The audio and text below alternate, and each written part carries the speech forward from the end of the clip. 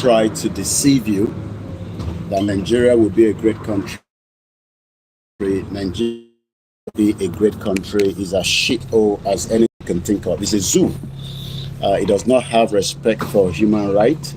Neither does it have respect for human beings. So even animals in Europe are much better and well respected than those of you that live in that contraction known as Nigeria. So the only option on the table is that we should allow what the British created to collapse.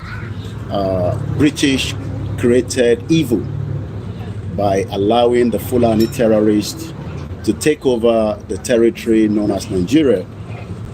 And that is why most of you are dealt with like animals. The reason why they are dealing with you as animals is because that is exactly what the British wanted. In Britain, if anyway, I was watching the Champions League yesterday and I was asking myself,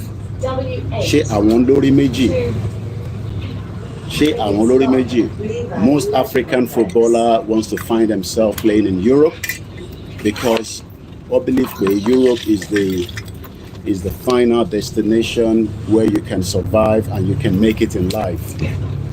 There's nothing wrong if we have a better African football with Yoruba country, Biafra, Arewa, and all other African countries.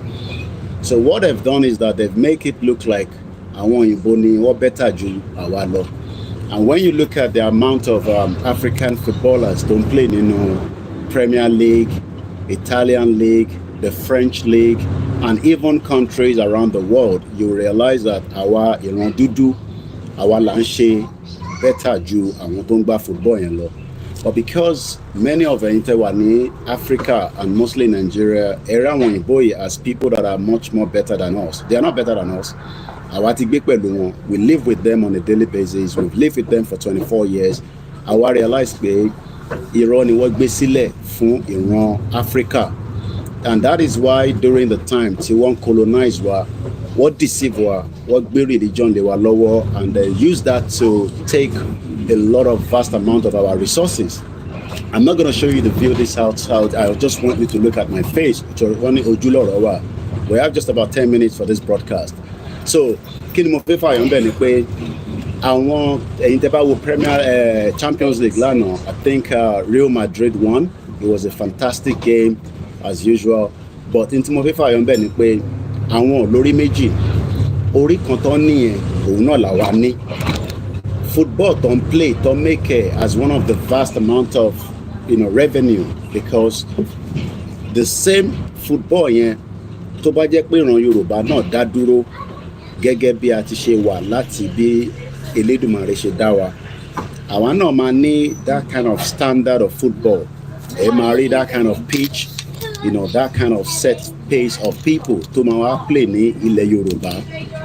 But wọ́n fẹ́ jẹ́ kí ìdàgbàsókè wà fún ìran Africa. Olórí burúkú làwọn òyìnbó, olòṣì ni wọ́n, ajẹgungun ni wọ́n ti jẹ wá mọ́ ayé, àwa la máa wá gbára wa sílẹ̀ lọ́wọ́ wọn. Sórí ìwọ tó ní ká má gbára wa sílẹ̀. Well, the fact is that is either you survive in the zoo, tẹ máa jẹra yín tí ẹ̀dẹ̀ ní rí àṣeyọrí kankan. There's no amount of prayer. It is not about prayer. It's the reality. And most of you fẹ́ òtítọ́, ẹ máa ń rò pé torí àwa wà labroad la ṣe ń sọ̀rọ̀ báyìí. No, kò ń ṣe pé torí àwa labroad, torí pé a ti rí olórí burúkú àwọn òyìnbó bó ṣe pa ìran ti ayé ara wọn tó ń ṣe tiwa. And until tí orí wa bá reset, because orí púpọ̀ ní wọ́n reset. Mo rí Governor Ṣèyí Mákindé tó wá sí London tó wá sign the final deal of the gas kìíní kan pẹ̀lú Shell. Àwọn olórí burúkú tó kó wa lẹ́rú, àwọn náà ni wọ́n tún sign agreement pẹ̀lú. Àbọ̀rọ̀mọ̀ yẹyẹ nísìn lọ́kàn ara yín ẹ̀yin máa rò pé ó máa mú development wá. Ẹ lọ́kọ̀ ẹni sílẹ̀, kódà ẹni ní 9 àbí ẹ lọ́kọ̀ déètì ní sílẹ̀. By the time tí Ṣèyí Mákindé bá máa fi ṣe tán, ṣe rí project tí wọ́n náà sign deal yẹn kò ní mú any result jáde. Ẹ lọ́kọ̀ déètì ní sílẹ̀, ẹni mo sọ bẹ́ẹ̀ nítorí pé ṣe rá àwọn ìbò yẹn, right, bó ṣe bà ayé ara wọn jẹ́ all over the world. ní gbogbo kò ń ṣe Áfíríkà nìkan ló ti bà ayé jẹ́, wọ́n bà ayé jẹ́ ní India. Ẹ lọ wo ìkà tí wọ́n ṣe. Ẹ̀yin tí kò wáyé yìí ni pé ẹ̀yin lẹ́yìn rò pé yàn gidi ni wọ́n. Ẹ jẹ́ n fi n tó wà ní pépà tèmi wọ̀nyí. Ẹ wo pépà tèmi. Ọmọọba kẹ́lẹ̀ mọ̀ pé wọ́n ní bàbá problem. Ṣe rí pépà tèmi ní ọba lélẹ̀ King Charles ni ọmọ ẹ̀ lélẹ̀ ọmọ ẹ̀. Ṣe lè believe pé ọmọ ẹ̀ wà ní London, ó wá ṣe event kan. Bàbá nóhun ò ní àsìkò láti rí, ó nóhun ò ní time, ó ní òun níṣẹ́ tóun pọ̀ lọ́wọ́ òun ò ní time láti rí ọmọ ẹ̀. Dó a mọ̀ pé kò nífẹ̀ẹ́ ọmọ yẹn nítorí pé ó mọ̀dí. Ṣòro ọmọ yìí òun ló ń pè ní Harry, òun ló fẹ́ Meghan, gbogbo ń ṣàmọ́ Meghan, wọ́n nífẹ̀ẹ́ Meghan. Sórí ìwọ tó ń rò pé wọ́n nífẹ̀ẹ́, olórí burúkú nìyẹn, ọ̀dẹ̀ nìyẹn, òmùgọ̀ nìyẹn, ò ní làákàyè. Nígbà tí wọn ò bá nífẹ̀ẹ́ ọmọ ẹ̀, Diana ló bí eléyìí, gbogbo ilẹ̀ ṣàrántí Diana. Wọ́n pa Diana ní 1997, wọ́n ní accident ní bàṣẹgbọ́n náà ní amọ̀pẹ̀rọ̀ nìyẹn. DJ múlẹ̀ ni. But ẹ̀yin tẹ́ wà ní Nàìjíríà torí ò pé ó rò pé nígbà tó bá nífẹ̀ẹ́ ara wọn, wọn ò nífẹ̀ẹ́ ọmọ tó ń pè ní Harry, báwo ló ṣe máa wá nífẹ̀ẹ́ wọ? They cannot love you. Within the family, within the royal family, they don't love each other. They don't love each other. Wọn ò nífẹ̀ẹ́ ọmọ yìí. Atara pé ó lọ fẹ́ Meghan, and the hatred yẹn ó sì lọ lọ́nkàn. So nígbà tó bá wá níwọ̀ nífẹ̀ẹ́ ara wọn, kò yẹ nísìn bàbá ẹ̀ ní. They are ẹjẹ́ ń ka ntọ́kọ sí bíbá.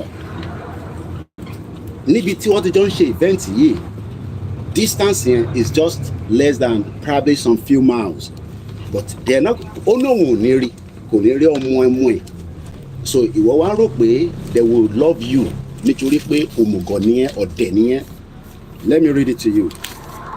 Prince Harry waves to crowd as he arrived at St. Paul's Cathedral for a service to celebrate the 10th anniversary of the Invictus Games.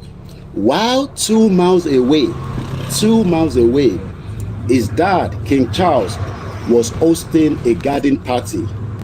But the pair, àwọn méjèèjì, may as well have been worlds apart, with the monarch unable to meet his son. Wọ́n ní ọba. Imagine kí kábíyèsí wa Ọọ̀ni of Ifẹ̀ kó máa sọ pé òun ò ní rí ọmọ ẹ̀. That is how terrible the royal family is right now. These are the same people that created the contraction known as Nigeria 1914 fraudulent amalgamation. Tó gbé Fúlàní lé wa lórí.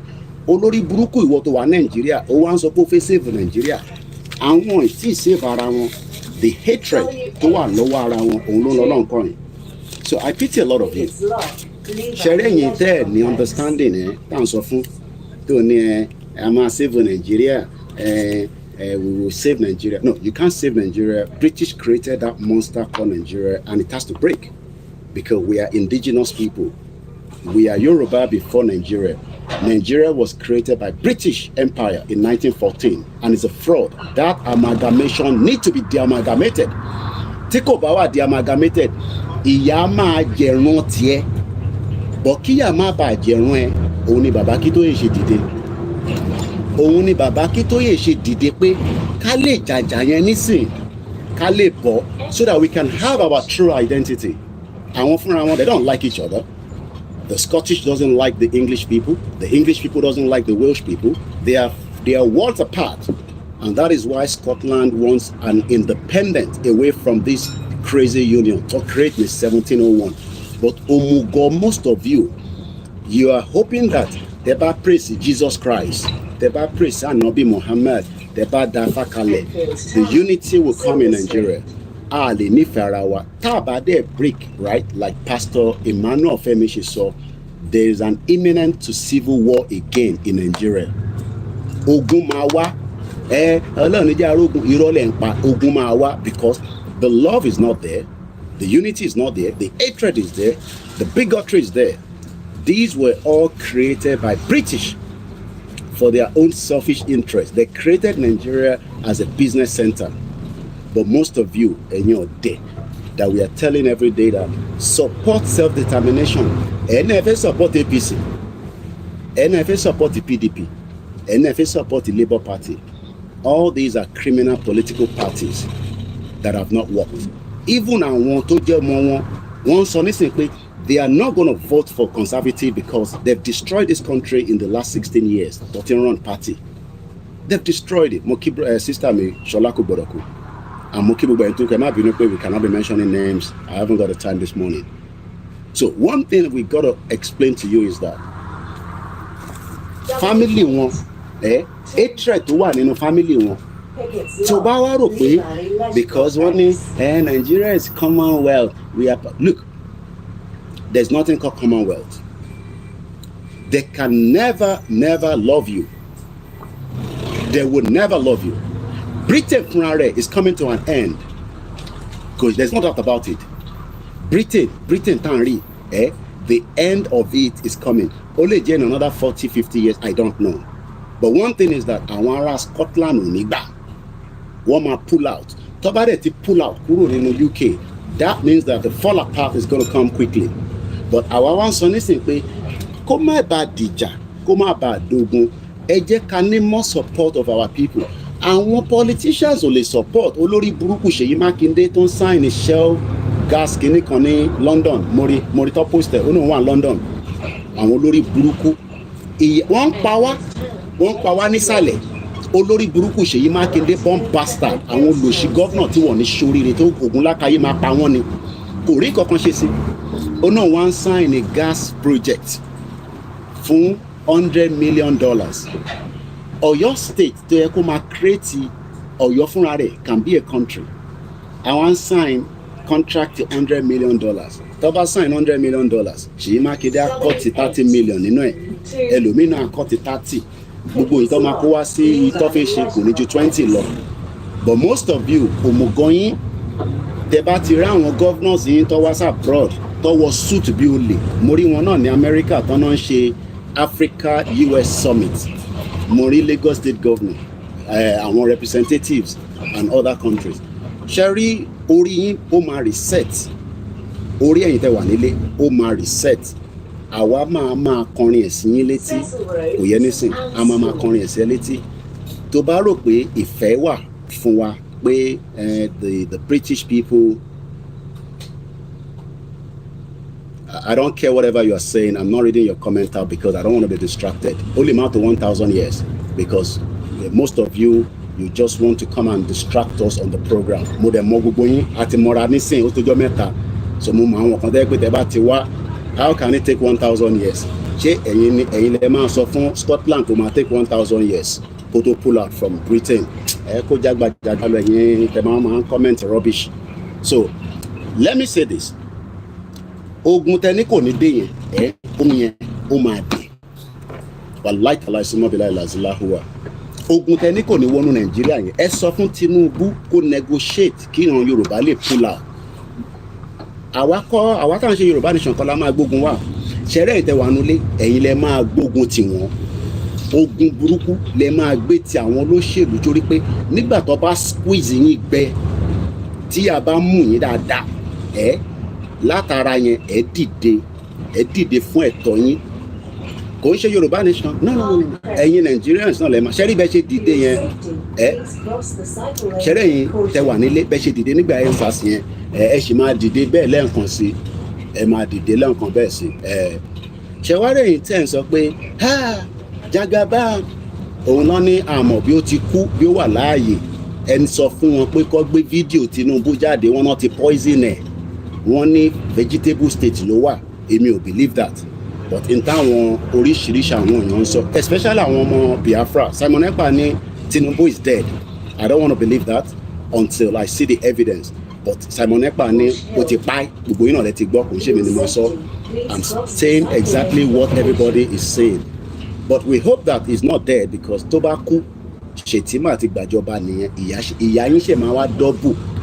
Ṣé mọ̀ pé Shettima sọ pé restructuring my foot mọ̀ pé nǹkan tí Shettima sọ nìyẹn ó ní we are not gonna restructure Nigeria kí la fẹ́ restructure Nigeria fún àwọn ò fẹ́ restructure Nigeria torí pé in tí Britain sọ fún wọn nìyẹn don't restructure Nigeria keep Nigeria the way it is but one thing is that àwọn fada yín àwọn GO àwọn àfà àwọn wòlíì wọ́n gbàdúrà Ọlọ́run jẹ́ bá wa bless Nigeria gbogbo àwọn olórí wa kọ́lọ́run darí dáadáa Ọlọ́run ò lè darí wọn dáadáa olórí burúkú ni wọ́n Ògún ló máa pa gbogbo wọn lẹ́yọ kọ̀ọ̀kan Ògún ló máa pa gbogbo wọn lẹ́yọ kọ̀ọ̀kan ẹ wo ohun tó ṣe nílé epo ní àárín Èkó Fúlàní fẹ́ lé àwọn ìyálọ́jà tó ti jẹ́ àwọn ọmọ àwọn indigene wọ́n fi lé wọn kúrò lórí ọjà wọn wọ́n fi lé wọn kúrò lórí territory yẹn but ààrí gọ́vnà tó dìde ààrò olóṣèlú tó dìde but because àwọn fada yín àwọn ọmọdá yín wọ́n sọ fún yín pé ẹ jẹ́ ká pray fáwọn olórí wa àwọn ò kí ń pray fún olórí níbí báyìí a máa ń sọ fún wọn pé kó ṣe nífù èyí tó bá ti ṣe nífù kó resign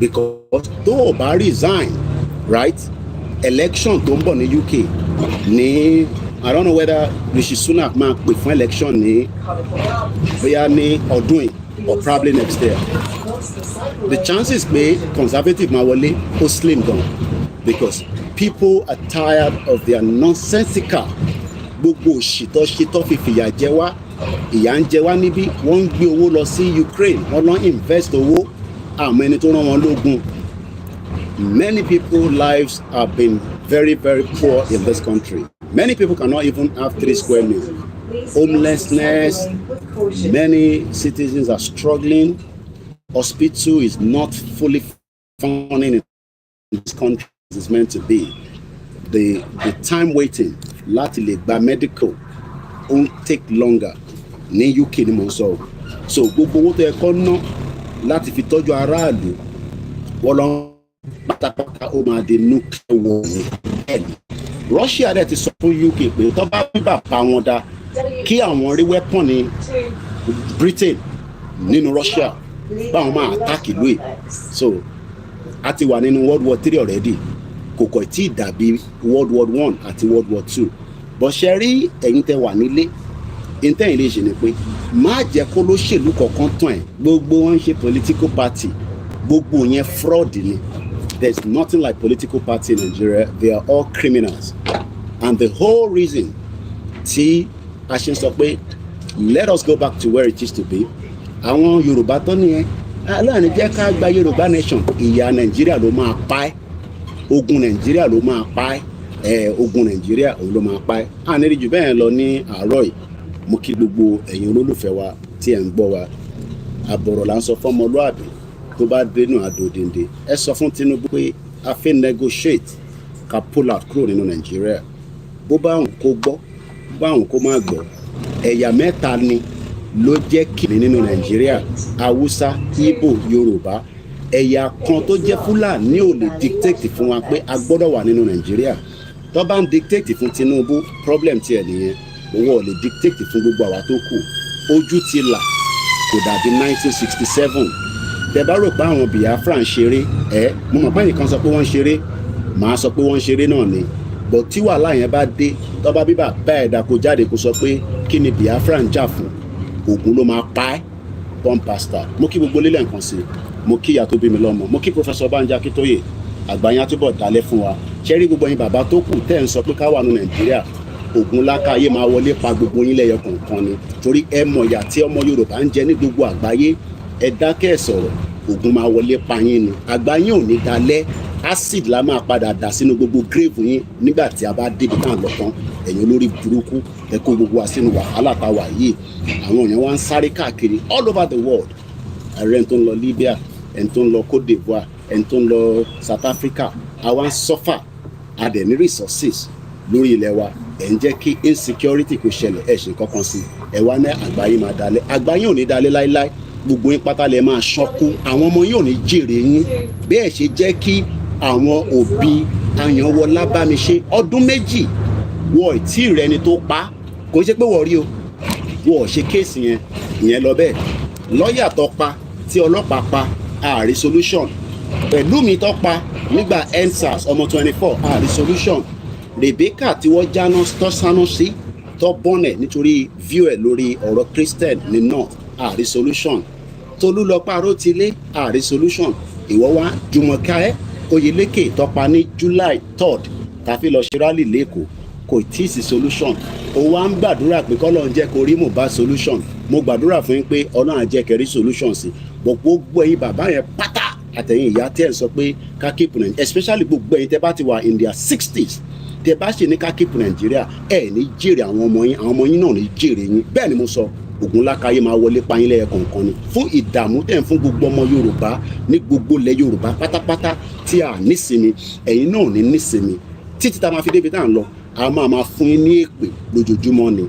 No retreat, no surrender. Yorùbá nation tá a gbé dání àṣẹ mẹ́yẹ bọ̀ lápò ni. Ẹ jẹ́ ká sì máa tọ̀ gẹ́gẹ́ bí àwọn bàbá yẹn ní ká máa tọ̀. Ẹ lọ máa dáwó sínú YSDM. Ẹ jẹ́ ká ní enough owó láti lè ṣe gbogbo tí ẹ ká ṣe láti ṣe awareness. Ẹ dáwó sínú YSDM. Ẹ make sure pé ẹ make it as responsibility. Ṣé dáhùn tó náà wọ́n fẹ́ Yorùbá nation tó ń fi wá ta yín yẹn, Nàìjíríà ló máa pa yín. Ẹ ní jèrè Nàìjíríà yẹn. Gbogbo ẹ̀yin tẹ́ ń wá pẹ́ ṣe fẹ́ fix Nàìjíríà, ẹ ní jèrè Nàìjíríà. Bí àwọn òyìnbó náà ṣe jèrè Titanic, wọ́n rò pé àwọn máa jèrè Titanic, abẹ́ omi ló wà nísìn tí kò sẹ́ni tó jèrè ẹ̀. And on that note, a very good morning. Bye for now.